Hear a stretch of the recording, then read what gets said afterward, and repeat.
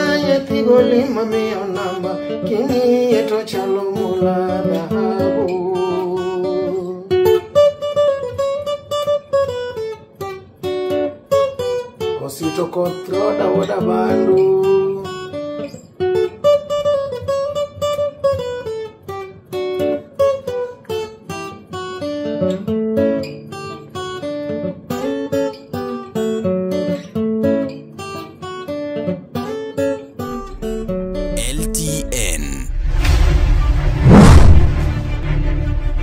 Luo Trending Nation.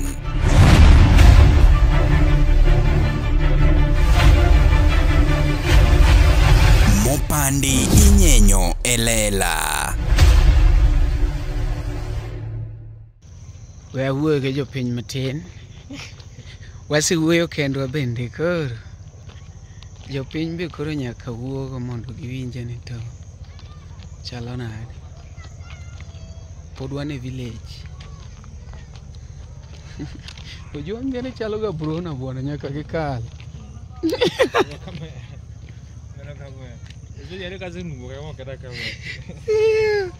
Ojuonge chalo ga bro. Bas, ma pod iluongo ni LTN Luo Trending Nation kuma mopande nyenyo lela piny olil one village as usual. Na ya Nairobi the other time ne wan gi event kacha ne mit maratari. Event ma wan go kendo e cho mana Kisumo be mana pod mar Omondi Makangoe. Thank you so much. Gima kawuono adwa na wuoye. Aneno ka John Junior Wunya Sega otimo wendo sito. Big up bro. Akena luongo ni yindo kori luongo bro. Yindo ringa luongo ni big up legend. Yeah. And magi gik mana wacho. Ng'ama pache thin biro twere wende moko dwa no gine, ok odwa no go mar ng'ato, ok odwa no go mare. Onge kaka ji nyalo grow. What you've done Wunya Sega e gima koro wadwa ni jo kanyana mung'e ni inyalo timo gimoro kata mana YouTube wan gi gimoro miluongo ni fair use iwinjo To magi gik ma samoro ka ng'ato yudo ni ng'ane ketho na thum, kia ng'ane timore nade, ang'o miyo wacho mara, ng'ane orumo go thumbe ji. No. Gino baneno ga gi Prince Indah Wunyandare. Kata tiyo kodwara kamano to pod apaki apaka kumobere. Prince Indah koyudo wer mamit ne. Nyasachielo biro konyo ng'ano wero e stage. Iwinjo? Aneno mon wadhi e gesa. Kwadhi solo ne Mickey Mike. Wunyandare nowacho ni wawa uru Tony mamondo wer. Nitiere wend Tony manega kabisa. Akeni wer chailu iwere na. Baby kiera bimbule butama. Biwe na piwanga biwothe koda. Iwinjo. Ibro yudo kokonyo Elvis wer, okonyo ng'ane wer, aungo. Mano kore gimwa dwaro. Iyudo gino. Koro John Junior notimo wendo sito. Meet. Ogoye gi gine. Ogoye gi iluongo nang'o? Gi gita. To bere kom to wer. That is so good. One, achiel, iyudo kuchiero wendo sito cha. Ariyo, embe jinene karo nyalo timo giri. Adek, konyiso unity among musicians. Those are things that we want. To in kitimo, I appreciate thum ng'ato. Itimo parody ne Odongo Swago sego strike. Itimo parody maro nyipa paje osechwa distrike. Nyathini ketho na thum. Kiani uketho na we. Ochieme wiya. Koro we apenjo Odongo Swag. Nyaka nogoya strike. Koro ti opong' molo kaka nopong' ga. No, ena penjo. Ma kora dweni ya Odongo Swag ni olan e maisha gi gik magitimo e reality. En ong'ama osiepa. Apenjo ni ka ng'ato nowuondo Odongo Swag ogila gini jok moluore, jok mayang moningo bed ni ati koro ne were gi weche moko mag kiani kiago ng'ane strike. Ogila gini moningo bed ni koro transform these things. Gik manotimore industry chon. Gine mok gine. Iche lit maonge kuma tere ng'ato. Musically. Nyaka no utim kamano. Use grow ndi malo kaka no dhi kosu neno ka graph udhe nade. It is just a question to ask. It is a question to be answered.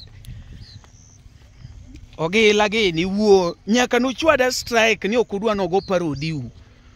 E musically useketo ukanye.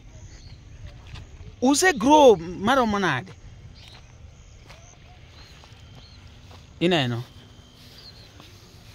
Koro kanyo to losuru. Kanyo losuru. Gimono John Junior temo kono une we depend on each other to grow and gima mit bedo appreciated. Kineno kataka manyonu pia. Yo. Wole. Gido Freddy Jakadongo. Freddy musiko ni wole. Mondo mineka atemo thumi parody. Nyiso ni thumi mit appreciate. And because I'm not a musician, nyiso ni gini pod ji dhi medo ng'eni, ma thumbo Odongo cha. Ma gide kamane kaka dhano grow. Iwinjo? Nikech sama itami ji ni ati kik tim gik moko gi thumi, tichalo ng'ama tamo japiko ni kik go ang'owa, kik go thumi. How do you feel kiyudo ka japiko go thumi? Ber ni nikech thumi wuotho. Then wer marach ok nyal tim parody. Mano tawacho. Iwinjo? Wer marach ok nyal tim. Be ok nyal go cover. Mana mamit. Kendo kata ne osebedo wer muti. To kogoye. We wawinjane kaka ma John Junior no goyo mar sitoni. Wawinjane no chala nade. Kawuono to piny lel piyo.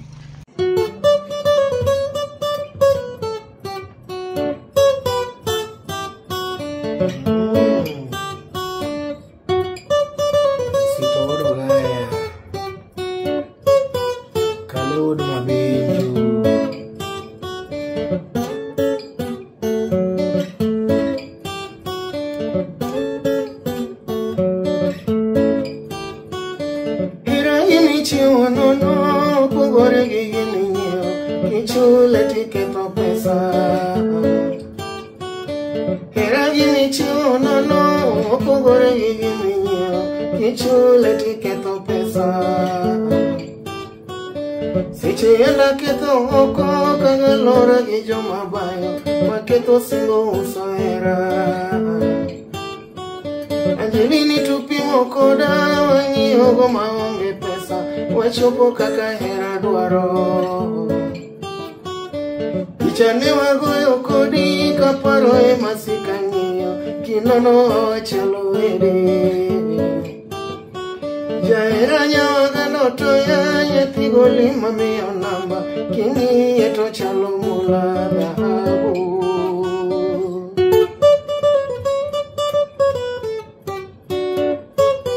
Osito koth roda woda bandu.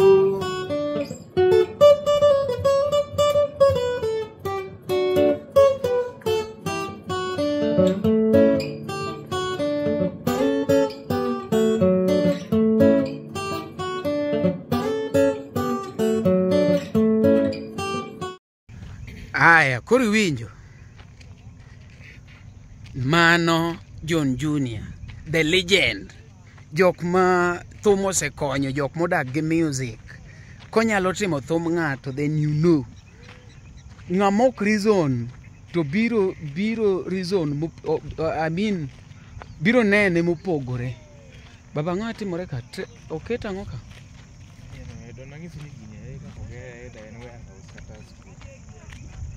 Koro gikete school? Gine Bible college. Oh, Bible college. Winjo. Aya. Adwa dok e Prince Indah. Prince Indah, of late, Prince Indah has changed. Of late, Prince Indah has changed. Of which is not bad. Iwacho ni environment nyalo keti makata ne in so humble. To kori ichaki bedo. By the way, Indah no wacho ni humbleness kanyo to wakon janabi. Gichi iluongo ni humility. Yeah. Indah nyalo dhi gore no makobina ni humbleness. Yawa. Gichi iluongo ni humility. Yeah, Prince Indah wacho ni, you know, sometimes you can be humble. Then people mistake that your humbleness to be weakness. Because obina be gone mani obina daki kono janabi nigi niluongo ga ni humility. Yeah. Emomiyo gigi be samoro live rach. Onego bed ni kata ne ang'eni dhi timo editing to obina dong' ng'ado kanyo. No kiwinjo gino ba?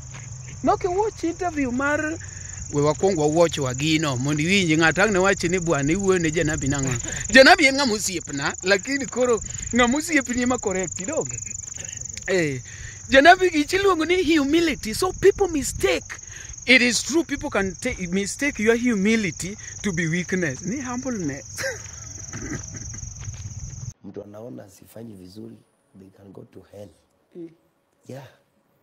We budu diene Prince Indah, umeleta nani? Skiza. Umeleta nani hapa? Skiza. Yo! Skiza.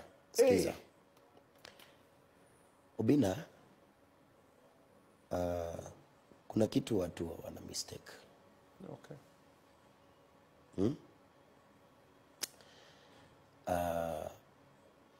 You can be humble. But some people do mistake humbleness with weakness. Kanyo to wakon janabi. Gichi luongo ni humility. Yeah. Indah nyalo dhi gore no makobina ni humbleness. Yawa. Gichi luongo ni humility. Yeah, Prince Indah wacho ni, you know, sometimes you can be humble. Then people mistake that your humbleness to be weakness. But some people do mistake humbleness with weakness. I'm not weak, my friend. Kanyaga shingo bado na No. I'm not weak. And let me tell you, being that mi unyamaza, Yeah, by that one you do a lot. It shows that Yeah. I'm not weak. It's just that I know what to respond to And what to ignore. and what to ignore. Okay. I know when to explain myself and when not. Okay. And I don't respond to shenanigans. Wait. Yeah, that's it. Hey, Leo, mume Ini iko thumbnail now. Ni President's grammar mistake. Ni President's grammar mistake. Koro kanyo to notimo marach. Koro President to change, by the way. President tinde ye wang matek. But ingeni embende ena correct nikech pressure maji samoro miye achiel ariyo adek. But akia gimomiyo President wiye wil ka nowacho ni ng'ama ngima miwuoyo kuome. President kopo ni atini kawuono ni inyalo rumo ni irumo. Kata ng'ama biro wuoyo kuomi maonge. We jogi wuoya. Wiyo we wang'. Iwinjo. Then jomoluoro President. Gige keno timore ma omudho se step aside ne. Omudho ne nitie kaka ne guide gigi mayom ma ok inyal gine. Iwinjo. But of late waneno ka Indah iye wang' makata obina nopenjo ni yawa kawuono kelo na ng'ane ma be Prince Indah. Mtu anaona sifanyi vizuri, they can go to hell. Yeah. we budu diene Prince Indah, umeleta nani? Skiza. Umeleta nani hapa? Skiza. Yo! Skiza. And by the way, Bana maandika hapa ku invite Emma. hao wanadhani wachana wetu watu wengi wanadhani. Okay. Yeah. Mimi ndio nilikuwa na hiyo event. Okay. Na mimi ndio nakuja. Okay. So you should listen to me. Okay. So Wachana hao. nimeweka kando. Wache kuniderail. Yeah, our opinion. Of course, they are entitled to their opinion. Yeah. An onge kuma nasepinge ga Prince Indah. An Prince Indah kona egesa ni apinge. Nyiso ni jomoluoro sani jomoluoro Prince Indah richo. Iyo jok moluoro Prince Indah ema richo tinde. Those people ok giricho kodwa. Maybe one gi loso kodwa good rapport to boss gi giweyo ok gid guide. Iwinjo chon ne ji mistake ga piuso mudho ni ok oloso good rapport kodgi. But chutho wawe joka dhi bwana joka dhirni ya to ng'ani gine we alaka jogo dhirni to nyieni wuoyo kende to kita simu e gine. Iwinjo piuso mudho nong'eyo kaka loso PR. Ineno un samoro inyalo neno ni atiyo kogine kod bat koro Indah to miyo package bwana mong'eyo ma ok duoki kiano timore nade. Tinde kata mana Facebook replies ibro yudo ka ng'ama sani nigi Facebook page reply anything. Gimora mori winyi ni gima dami yo tama kiena. Piuso mudho chon kane nigi page no duoko mana chiel to ling. Iwinjo. Apa ni nitie nyaka kaka no control it. Sani Indah iye wang' mang'eny manoma. Janabi, wewe iwacho ni ng'ato kosebedo maduong' to nyinge pidho ji mang'eny. Wewe mondo mitigi nyingi nyiso ni pod in e peak babu. Ana eriga. But koro jomoluori to koni ga ni ajasiki. Gimiye clip kuma pingi eno. Wes titles tandiko gik ma ji wacho. For example, ng'ato nowacho ni Prince Indah go home, tandiko ni go home. Ng'ato nondiko ni kia Prince Indah onge gima wero. But kose ndiko kamano to ana donja defend. Awacho ni Indah ok ni ati onge gima wero. Indah is nikech wende nego mit na momi aloso nyaka parody. Enda wacho ga pile ni Indah ng'ama ong'e dak gi ji. Iwijo Indah ong'eyo dak gi ji. Awacho ga pile. But this time round jogi bago janabi. Jogi bago janabi. To makoni ne. Jogi bago janabi. Nikech Indah kata kaka duoko questions kobina. Kasto ng'ato ne kona ni ati mari imbe koro nyombe. Ano kabi nyombo nyakusiepe na bed mang'eny makora kia kata becha rusa. Ni winjo ni Indah kia kata becha pesa munutigo kacha. Kaso ng'ato to peko dhoge no dwa timo gine. Odwa timo arus machalo mar Prince Indah. Prince Indah maka arus osiepe. Mako karuse.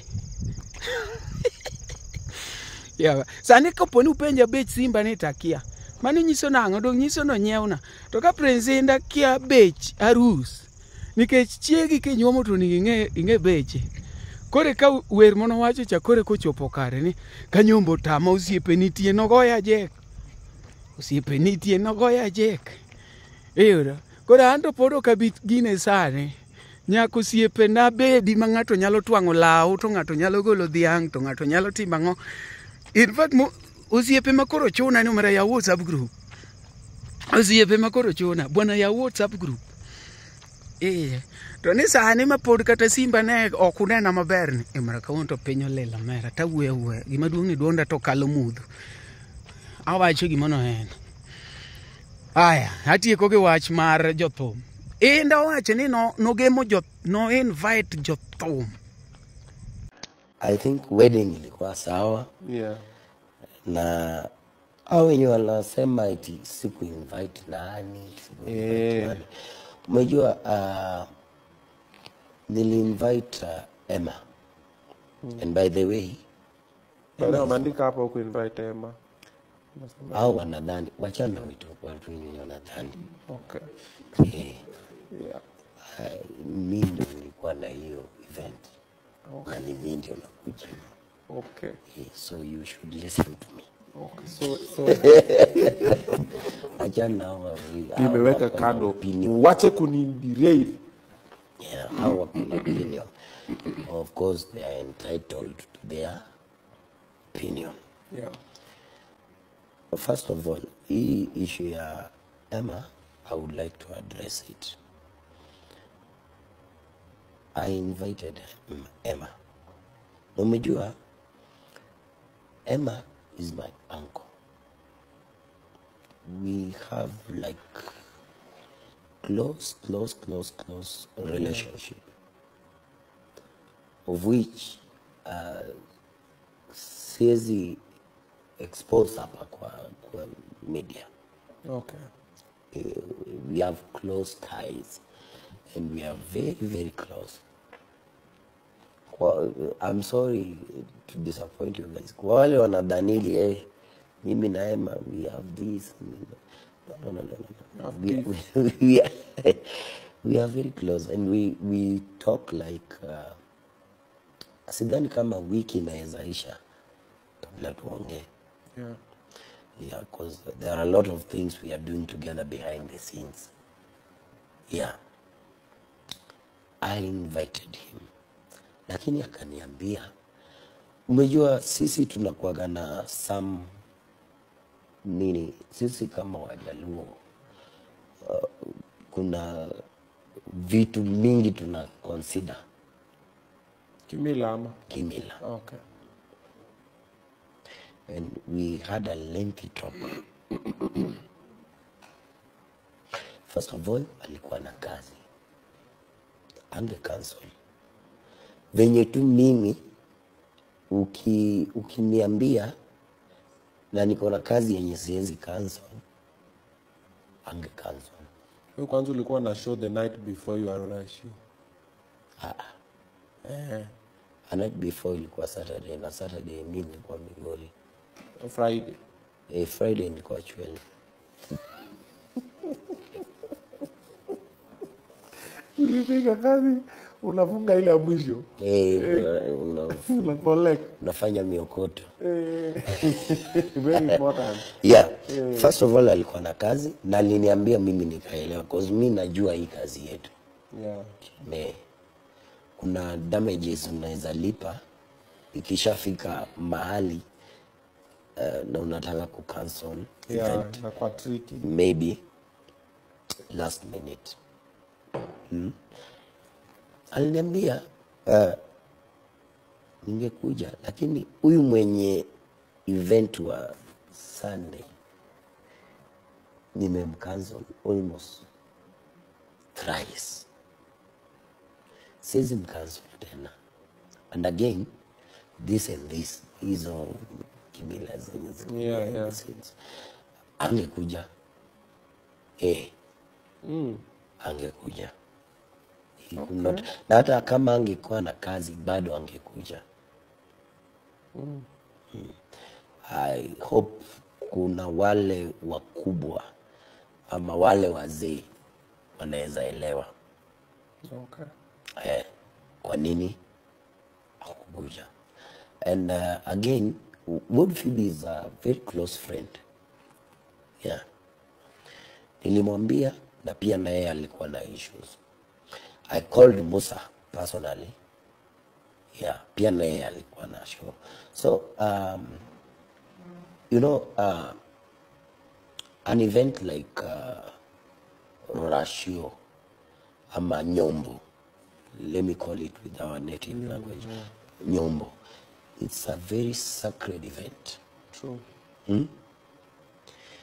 Yenye ukisha invite mtu tena umpigie tena umkumbushe, sasa Unakuwa bother.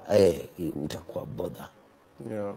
So sometimes unapanga tu mambo yako, maybe ako busy. Yeah. But of course wale wenye hawakukuja wengi wao reached out na wakaniambia kwa nini hawakufika. Okay. Yeah. But our people are so judgmental. They judge. You have a bad relationship with this. But again, singe invite wanamuziki wote. Kwani ilikuwa music festival. Haya. Kumekucha. Hata Masi hapa amesema Indah is not himself. Tukiweka music festival tutaita wanamuziki wengi na wakuje wote.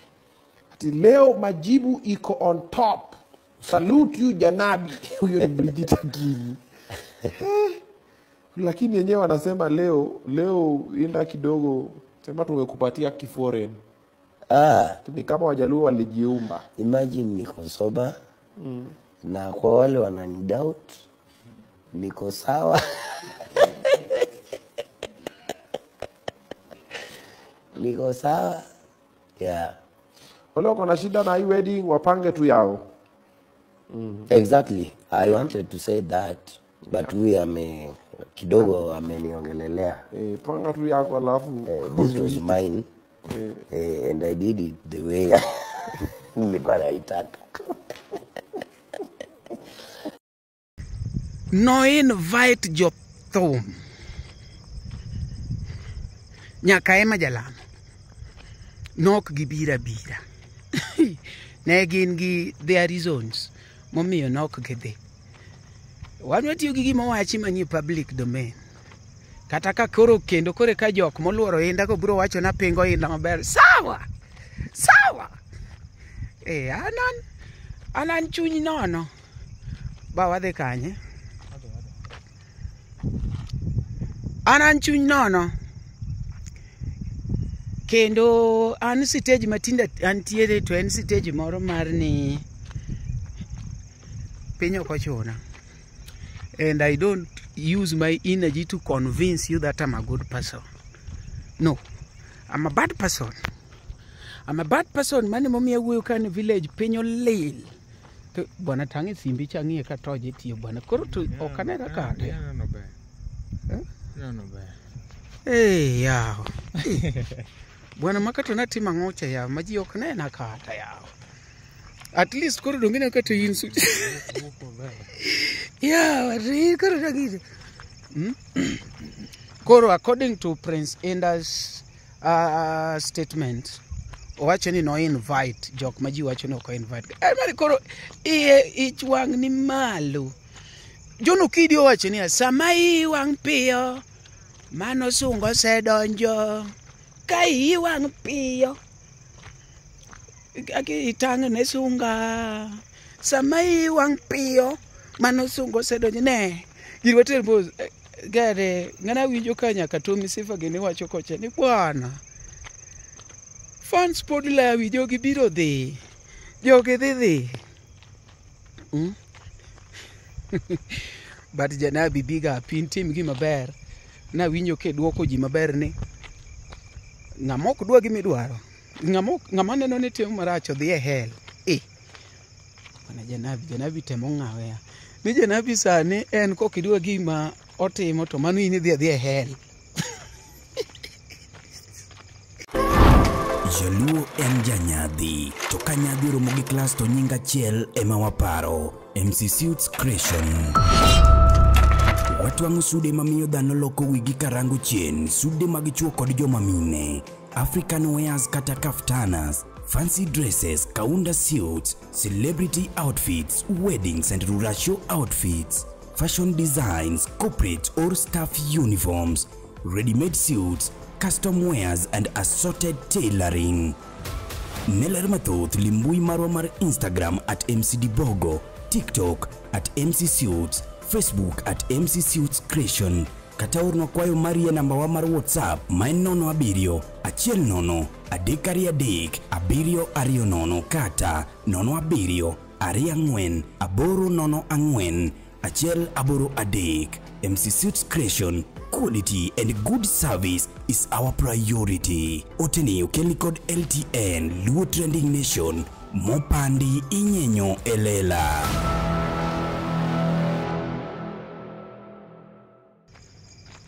Otherwise ni kwa Ramogi. Mane kaka en. Atomi sefa be winjo ko yuakacha ni Indah stick to original beats. Oro mano to mare gi okdanga wuoye. An gima awachen mana gi kaka entiere oko kanyo. Otherwise wada duru we nwatomi ka wuoyo winji kaka nowacho nang'ono. To achakwa romuru kendo next time mapod en LTN Wandala one village. Wenyandare kinyadwa na chaka los maro to neno kaonge gi data. Oro wenyandare namba na chae mi ketna. Achaka yud moro monda correct godo. Tiwinjo ni gicha iluongo ni humility. Mane mami an osiep maber.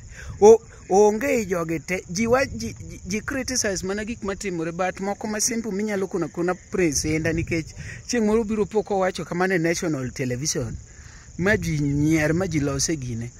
Iluongo ni humility. Prince Indah, let's go. Ok humbleness. Humility. Let's go.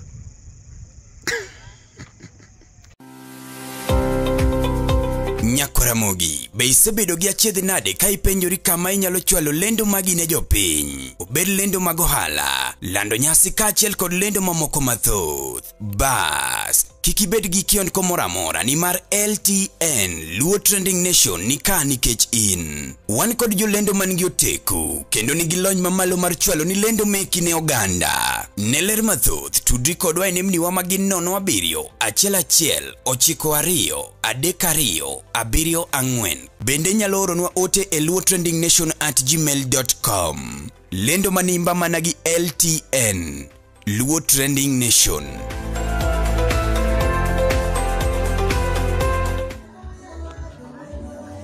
Prince Indah Woda Iwoda etomka chigni marapar. Listen to your dad advice. Winj advice mara Indah. Thum mane goyo emanie trend. Beat mane goyo emanie trend emoketi namba 1 Indah. Wunyandare. People learn from their mistakes. Ibiro learn kakoro is too late for you. Weri gik madhi bongo gi weri go mondi. Sani keto fans lawi tiringo gi. Thumbe migoyo sani gi kuri keto fans lawi dwa mieli tiniringo gi go gik mok dhi. Nyathina itimuri nade Indah. Sani ji onge mang'eny maka ji mieli, weriembo ji gi gik migoyo gi. Ineno kama papa ti ochomoni. Papa ti biro fagili ahi. Oka wuondi. Mana kako sogo nogolo papa je trending. Kise lose beat mari ma ji ong'eyo, believe me, ibiro dok piny. Ibiro dok, oka wuondi Woda. Ma adier maonge nyiego. Sani fans ji ine mani trend number 1 e Kenya ka. Iduokori piny gi thuon nego kolabo gi nyiri moko kata okeleweka. Jirito beat ni, jirito thumi, Indah go thumi, momi bedo Indah. Go beat ni, penjo manowe beat gini gin kanye. ibiro yoa kecho kuma in gi choji edi. Wek bago fans magi kech gikiane gi miel ang'o to giwe ang'o. Gibiro ling to giwacho ni kare koro wadwa miel papa tika to miel ng'ama chielo. Ibiro hinyori wuod ma tiji, be careful. Ibiro hinyori, ibiro ywa kecho. Fans biro ringi kech iwene papa tigo beat ni kendo go kotwenyo kodhigo kendo rodho kaka sadhi. To in idhi e gik mok dhi. LTN Luo Trending Nation.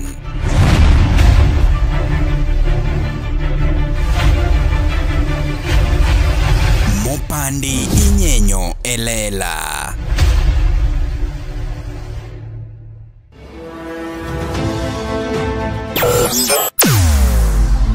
Weche mopondo, weche mopandi inyenyo elela.